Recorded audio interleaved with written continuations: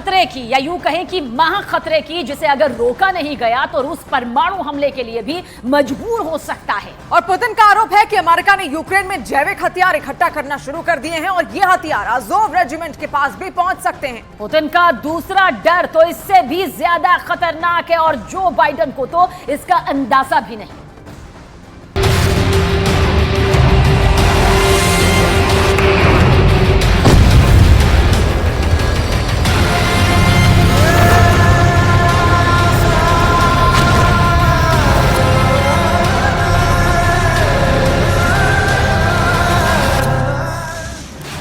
Ukraine युद्ध को लेकर 24 घंटे में 3 बहुत बड़ी बातों ने दुनिया को परेशान कर दिया है।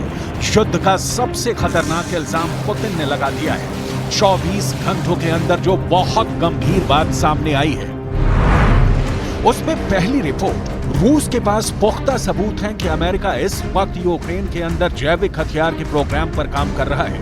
यूक्रेन में जैविक हथियारों का खतरा है। ऐसे वायरस, ऐसे बैक्टीरिया जिनसे जैविक हथियार बनाए जा सकते हैं। 24 घंटे के अंदर दूसरी रिपोर्ट, ज़ेलेंस्की ने यूक्रेन के उस कमांडर से सीक्रेट मुलाकात की है जिसे यूक्रेन का कादिरव कहा जाता है, क्योंकि ये पुतिन से उतनी ही नफरत करता है जितना कि कादिरव ज़ेलेंस्की से। ये अज़ोव रेजिमेंट का कमांडर एंड्रे बिलेत्स्की है और पुतिन इसकी नाजी विचारधारा वाली फोर्स को पूरी तरह खत्म करने की कसम खा चुके हैं। पुतिन को डर है कि अज़ोव रेजिमेंट का कमांडर जैविक हथियार इस्तेमाल कर सकता है। 24 घंटे के अंदर तीसरी रिपोर्ट चीन के रक्षा मंत्री पर है, जिन्होंने बेलारूस का दौरा किया है। इस दौरे के बाद सवाल उठ रहे हैं कि क्या वैगनर को लेकर चीन एक्टिव हो गया है, क्योंकि इस वक्त हजारों वैगनर लड़ाके बेलारूस में मौजूद हैं। पुतिन को इन सब बातों की पूरी खबर है। मॉस्को में बैठकर पुतिन यूक्रेन के चप्पे चप्पे और नाटो की हर हरकत पर नजर रखे हुए हैं। तभी कहा जा रहा है कि यूक्रेन के युद्ध को लेकर पुतिन अंतर्यामी है। पुतिन सब जानते हैं। पुतिन दुश्मन की रग रग से ही नहीं, उसके बम से भी वाकिफ हैं। पुतिन सब जानते हैं, दुश्मन की ताकत भी, उसकी कमजोरी भी। इसी वजह से पुतिन का खौफ यूरोप से लेकर अमेरिका तक फैला हुआ है और पुतिन सब खामोशी से देख रहे हैं और समझ रहे हैं।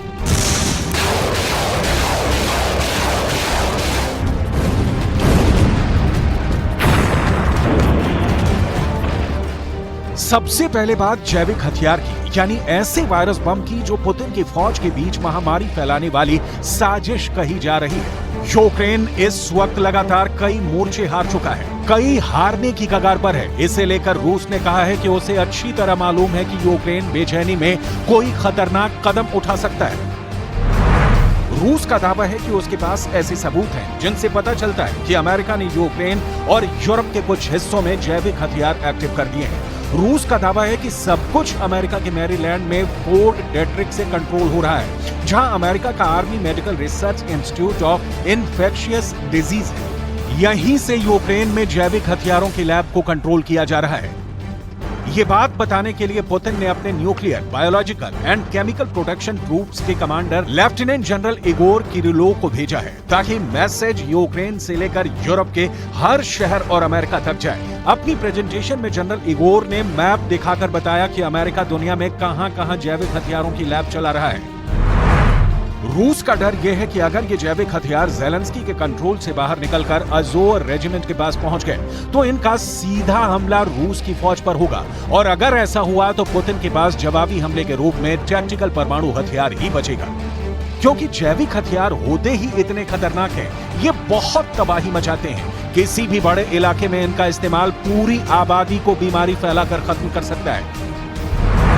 जैविक हथियार यानी बायोलॉजिकल वेपन एक ऐसा हथियार है जो बिना धमाके के किसी भी देश को तबाह कर सकता है। मतलब ये कि जब बैक्टीरिया और वायरस का इस्तेमाल जानबूझकर इंसानों में इंफेक्शन फैलाने के लिए किया जाता है, इसीलिए इसे जैविक हथियार कहते हैं। जैविक हथियार कम समय में बहुत बड़े क्षेत्र में तबाही मचा सकते हैं। ये लोगों में ऐसी बीमारियां पैदा कर देते हैं कि वो या तो मरने लगते हैं या दिव्यांग हो जाते हैं या फिर दिमागी तौर पर बीमार हो जाते हैं।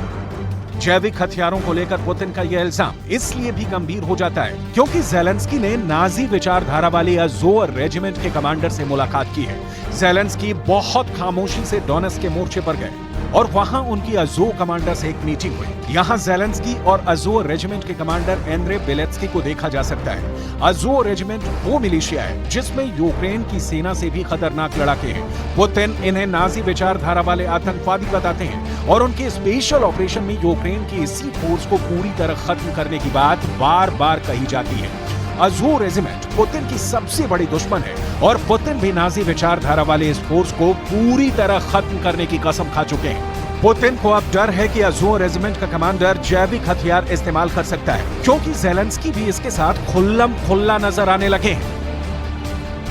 Сьогодні від самого ранку в Донецькій області розташуваннях наших бойових бригад 3-й, 5-та окремі штурмові, 80-ка ТШВ, 57-ма окрема мотопіхотна, 22-га і 24-та окремі механізовані, 26-та окрема артилерійська бригада, 92-га окрема механізована, мав честь нагородити найкращих, подякувати усім кожній бригаді за хоробрість, відвагу, результати заради. पुतिन को यूक्रेन के बारे में सब कुछ मालूम है, ये दावा खुद पुतिन का है। पुतिन ने यूक्रेन युद्ध को लेकर ज़ेलेंस्की से लेकर बाइडेन तक सबकी बम वाली कुंडली खंगाल ली है और उनको पता है कि ज़ेलेंस्की के पास कितने बम हैं, अमेरिका कितने बम बना सकता है और यूरोप का गोला बारूद वाला गोदाम कैसे तेजी से खाली हो रहा है। पुतिन ने यूक्रेन को अमेरिका से क्लस्टर बम मिलने के बारे में तब बता दिया था जब बाइडेन इस बात को छुपाने में लगे थे। Думаю, к этому так и надо относиться. Делают они это не от хорошей жизни, а потому что у них дефицит боеприпасов вообще. Напомню, что украинская армия тратит за сутки боевых действий там, до 5-6 тысяч, скажем, снарядов 155-го калибра, а Соединенные Штаты производят 15 тысяч в месяц.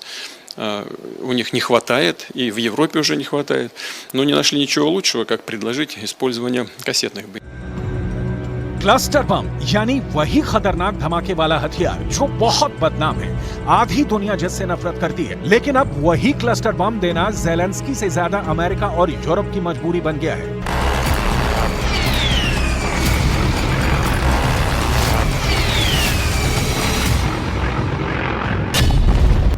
पुतिन का दावा है कि बड़े धमाकों के लिए यूक्रेन हर रोज 5 से 6 हजार तोप के गोले फायर कर रहा है। ये 155 मिलीमीटर के गोले हैं जो बड़ी तोप से फायर किए जाते हैं, यानी यूक्रेन को एक महीने में चाहिए 1.5 लाख गोले।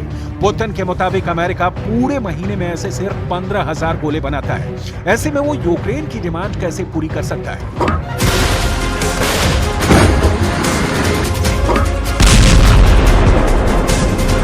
ये M777 जैसी तोप से फायर किए जाने वाले गोले हैं और पुतिन को पता है कि इतने गोले ना तो अमेरिका के पास हैं ना यूरोप के पास।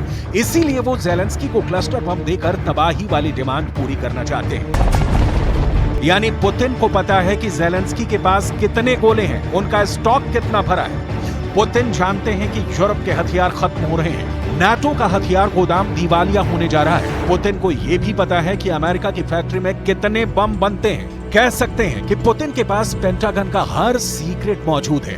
उन्हें नाटो के वॉर प्लान की भी पूरी जानकारी है, इसीलिए पुतिन अंतर्यामी कहे जा रहे हैं। पुतिन का अल्टीमेटम बहुत खतरनाक है और इस बार पुतिन माफ करने का इरादा नहीं रखते। ये बात उनके इंटरव्यू से जाहिर हो चुकी है। Достаточный запас различного рода кассетных боеприпасов. Различного рода. Мы до сих пор этого не делали, не применяли, и у нас не было такой необходимости, несмотря на известную нехватку в определенный период времени, и у нас тоже боеприпасов, но... पुतिन के सामने अचानक कई चैलेंज आ गए हैं। इसमें ज़ेलेंस्की का काउंटर अटैक भी है, बखमूत को दोबारा हासिल करने का ज़ेलेंस्की का इरादा भी है और अब तो क्राइमिया ब्रिज पर हुए हमले के बाद पुतिन बहुत ज्यादा गुस्साए हुए हैं। ऐसे में क्लस्टर बम और जैविक हथियारों वाली बात से पुतिन बहुत ज्यादा चिढ़ गए हैं। पुतिन को यकीन है कि यह हथियार ज़ेलेंस्की अज़ोर रेजिमेंट को भी सौंप सकते हैं, इसीलिए पुतिन अज़ोर कमांडर को किसी भी कीमत पर नहीं छोड़ेंगे। ये बात पक्की मानी जा रही है, जबकि ज़ेलेंस्की इसी अज़ोर रेजिमेंट की तारीफ करते नहीं थक रहे।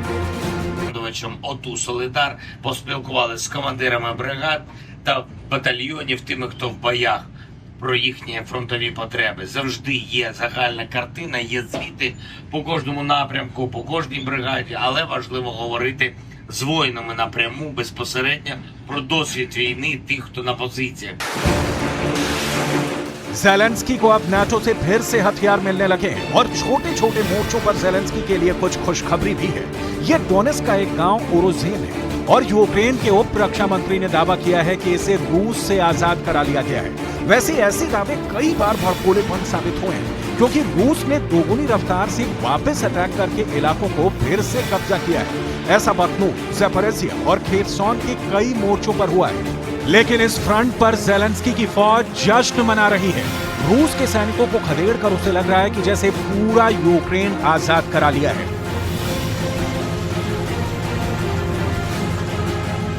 Підрозділи морської піхоти України продовжують успішно звільняти населені пункти село за селом, вулицю за вулицею, будинок за будинком. यूक्रेन इस वक्त बहुत ज्यादा दबाव में है। उसके पास हथियार पहुंच रहे हैं तो उसे चलाने वाली फौज नहीं है। नीप्रोपेट्रोवस्क के पास इस मोर्चे पर यूक्रेन की तरफ से एक पिता और उसके बेटे को साथ लड़ते हुए देखा जा सकता है। 56 वर्ष के वोलोदिमीर और 26 वर्ष का उनका बेटा डेनिस मिलकर रूस के खिलाफ लड़ रहे हैं। ये पहले ट्रांसपोर्ट का बिजनेस चलाते थे लेकिन अब यूक्रेन की सेना में शामिल हो चुके हैं। На одну булочку на двоїх їдім. Да, буває також, що з одної миски їмо, з одної кружки п'ємо. То як же ж тут сварити? यूक्रेन का युद्ध किसी भी जंग की तरह बहुत ही क्रूर साबित हो रहा है। शहर के शहर तबाह हो चुके हैं, लाखों लोगों की मौत हो चुकी है। हमला कब कहां होगा ये कोई नहीं जानता। कोई सैनिक किसी दिन जिंदा बच जाता है तो वो अगले दिन फिर से मोर्चा संभालने के बारे में सोचता है। यूक्रेन युद्ध का यही सत्य है।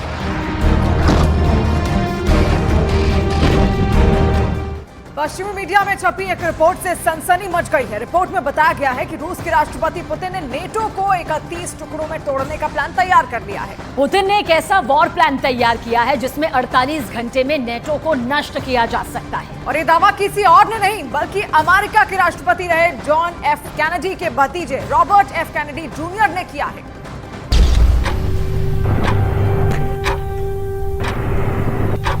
6 घंटा 12 घंटा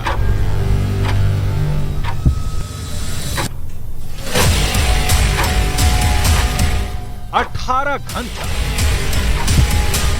24 घंटा 36 घंटा या फिर 48 घंटा।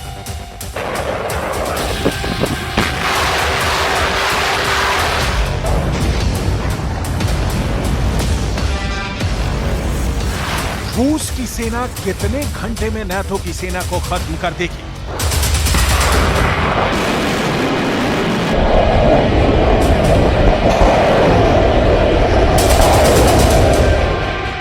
क्या सिर्फ 2 दिन में 31 देशों वाला नाटो खंड खंड हो जाएगा?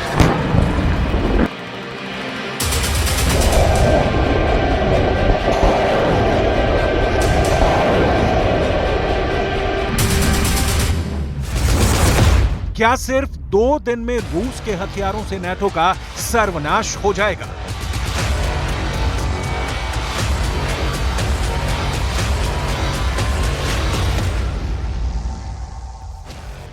क्या रूस ने नाटो के विनाश का टाइम सेट कर दिया है?